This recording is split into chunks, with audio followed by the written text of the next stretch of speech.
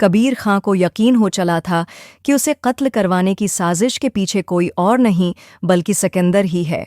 इसकी सोच ये थी कि सिकंदर नहीं चाहता कि वो उसकी बहन पर मजीद जुल्म ढाए, मगर हकीकत इसके बराकस थी।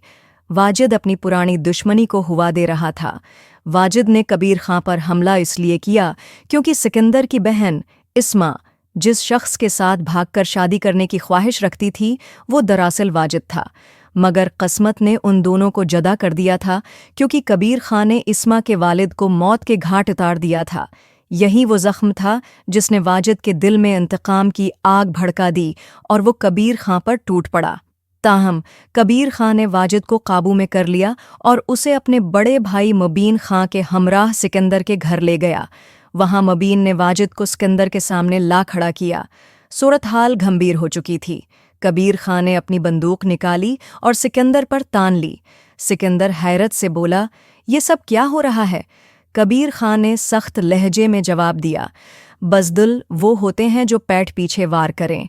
अगर तुम्हें मेरा खात्मा करना है तो सामना करो। सिकंदर की पेशानी पर शक्ने अभर आए। वो बोला, कबीर खां तुम क्या अव्वल फूल बुके जा रहे हो? मुझे तुम्हारी बातों की कोई समझ नहीं आ रही। यहाँ मुबीन खां ने मुदाखलत की और सिकंदर से सवाल किया, तुमने मेरे भाई को मारने के लिए वाजिद को अस्पताल क्यों भेजा? सिकंदर के चेहरे पर गुस्से और बेबसी का इम्तिजाज था। उसने धीमे मगर मजबूत लहजे में कहा, तुम सब पागल हो गए हो। मैं क्यों किसी को भेजूंगा कबीर खां को कत्ल करने के लिए?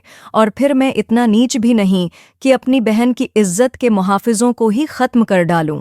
ये अल्फाज सुनते ही कबीर खां को यकीन हो गया कि इसके खिलाफ होने वाले हमले के पीछे सिकंदर का हाथ नहीं हो सकता। मामला वाज़े होते ही मुबीन खां ने वाजिद को कानून के हवाले कर दिया और एक पुरानी दुश्मनी का बाब इंजाम को पहुंचा। कबीर खां सीधा रया के पास पहुंचा। उसके चेहरे पर खुफगी और आंखों में गला वाज़ेह था। उसने सख्त लहजे में कहा, मुझे अंदाज़ा नहीं था कि तुम इतनी एहसान फरामोश निकलोगी।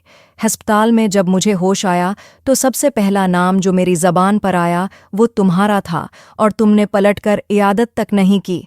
रया ने खामोशी अख्तियार कर रखी थी, मगर कबीर खां के तंज भरे अल्फाज ने उसे चुप न रहने दिया। उसने रौखे अंदाज में कहा, मेरे पास तुम्हारे उन सवालों का कोई जवाब नहीं, लेकिन हकीकत कुछ और थी।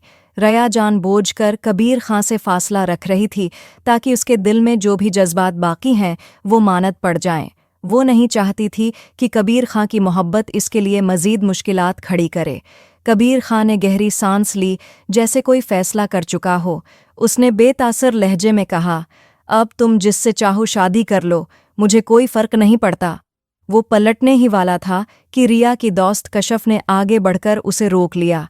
कशफ ने बेचैनी से कबीर खां की तरफ देखा और कहा, तुम्हें पूरी हकीकत जाननी चाहिए। फिर उसने बताया कि कैसे कबीर खां की मां रिया के घर गई थी। उसे सख्त अल्फाज सुनाए और यहाँ तक कि उसे हस्पताल आने से भी रोक दिया। ये सुनते ही कबीर खां के चेहरे का रंग उड़ गया। मेरी माँ ऐसा क्यों करेगी?